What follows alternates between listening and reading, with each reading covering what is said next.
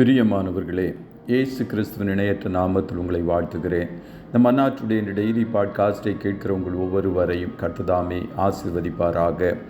அப்போஸ்தலர் 2வது அதிகாரம் 42வது வசனம் இப்படியாய் கூறுகிறது: அவர்கள் அப்போஸ்தலருடைய உபதேசத்திலும் அந்யோன்யத்திலும் அப்பம் பிட்குதலிலும் ஜெபம் பண்ணுதலிலும் உறுதியாய் தரித்திருந்தார்கள் என்பதாக. முன்மாதிரியான சபை, மாடல் சர்ச் என்ற தலைப்பின் கீழ் இன்றைய மன்னாவை தியானிக்கப் போகிறோம். பெந்தேகோஸ்தே நாள் வந்தபோது ஆவியானவர் பலத்த காற்று அடிக்கிற முழக்கம் போல இறங்கி வந்து மேல் வீட்டு அறையில் அமர்ந்திருந்த 120 பேரையும் தமது வல்லமையினாலும் அபிஷேகத்தினாலும் நிரப்பினார். ஆவியினால் நிரப்பப்பட்ட அப்போஸ்தலர்கள் வல்லமையினால் நிறைந்து இயேசுவை குறித்து பிரசங்கித்தார்கள். அந்த வேளையில் இருதயத்தில் குத்தப்பட்ட ஏறக்குறைய 3000 பேர் மனம் திரும்பி அதற்கு அடையாளமாக ஞானஸ்நானம் பெற்றுக்கொண்டார்கள். புதிய ஏற்பாட்டின் முதல் சபை அன்றைய தினம் தோன்றினது. அதன் பின்பு முதல் விசுவாசிகள் அப்போஸ்தலருடைய உபதேசத்திலும் அந்யோன்யத்திலும் அப்பம் பிட்குதலிலும் ஜெபம் பண்ணுதலிலுமான இந்த 4 காரியங்களில் உறுதியாய் தரித்திருந்தார்கள்.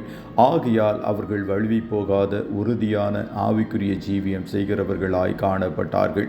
இந்நாட்களில் காணப்படுகிற விசுவாசிகளும் கூட இந்த 4 காரியங்களில் உறுதியாய் காணப்பட வேண்டும் என்று கர்த்தர் விரும்புகிறார். அப்போது நெறிந்த நாணல்களைப் போல தள்ளாடுகிறவர்களாய் அல்ல, கர்த்தருக்குள் உறுதியானதாய் உங்கள் விசுவாச ஓட்டம் காணப்பட முடியும்.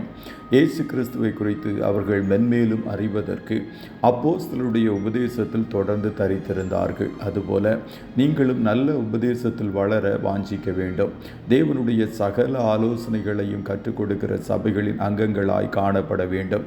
பிரசங்கங்கள் கேட்பது நம்மை உற்சாகப்படுத்தும், ஆனால் உபதேசங்கள் கர்த்தருக்குள் நீங்கள் வளர உதவி செய்யும். அப்படியே அந்யோன்யத்திலும் அவர்கள் உறுதியாய் காணப்பட்டார்கள் என்று மேற்குறிப்பிட்ட வசனம் கூறுகிறது. அந்யோன்யம் என்பது ஐக்கியத்தையும் சபை கூடி வருதலையும் குறிக்கிறது. கர்த்தருடைய பிள்ளைகள் சபை கூடி வருதலை ஒரு நாளும் விட்டுவிடக்கூடாது. நாம் ஒருவரோடு ஒருவர் ஐக்கியமாய் காணப்பட வேண்டும் என்பது கர்த்தருடைய விருப்பம். கடைசி நாட்களில் சபை கூடுகை என்பது அநேகருக்கு வெறுப்பாய் காணப்படுகிறது. சபை கூடுகையை விட்டுவிட்டதன் பலனை மேலை நாடுகள் இந்நாட்களில் அறுவடை செய்கிறார்கள்.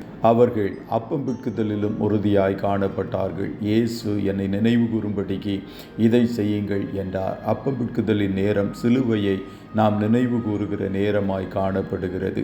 கொரிந்து சபை சிலுவையில் அறையப்பட்ட இயேசு கிறிஸ்துவை அறிய வேண்டும் என்பது பவுலின் வாஞ்சையாய் காணப்பட்டது. சபையையும் சிலுவையையும் பிரிக்க முடியாது. நம்முடைய சுயத்தையும் மாமிசத்தையும் ஜீவ பலியாய் சிலுவையில் அடிக்கும்படிக்கு ஒப்பு கொடுத்து புத்தியுள்ள ஆராதனை செய்ய உங்களை அர்ப்பணியுங்கள். கடைசியாக அவர்கள் ஜெபம் பண்ணுதலிலும் உறுதியாய் தரித்திருந்தார்கள்.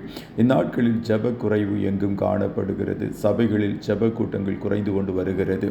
ஜெபிக்க வருவதற்கு விசுவாசிகளுக்கு விருப்பம் குறைவாக காணப்படுகிறது. வெற்றியுள்ள விசுவாச வாழ்க்கை வாழ்வதற்கு ஜெபம் இன்றியமையாதது.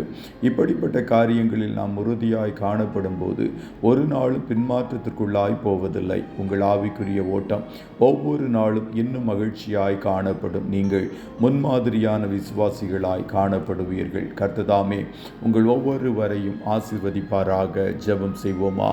நல்ல தகப்பனே, உம்மை நன்றியோடு துதிக்கிறோம். இந்த மன்னாட்டுடைய டெய்லி பாட்காஸ்டை கேட்கிற உம்முடைய பிள்ளைகள் ஒவ்வொருவரையும் கர்த்தர் ஆசீர்வதிப்பீராக.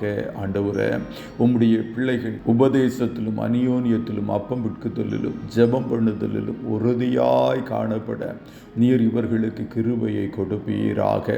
விசுவாச வாழ்க்கையில் தள்ளாடுகிறவர்களாய் அல்ல, இவர்கள் உறுதிப்பட்டவர்களாய் காணட்டும் என்று சொல்லி ஜெபிக்கிறோம்.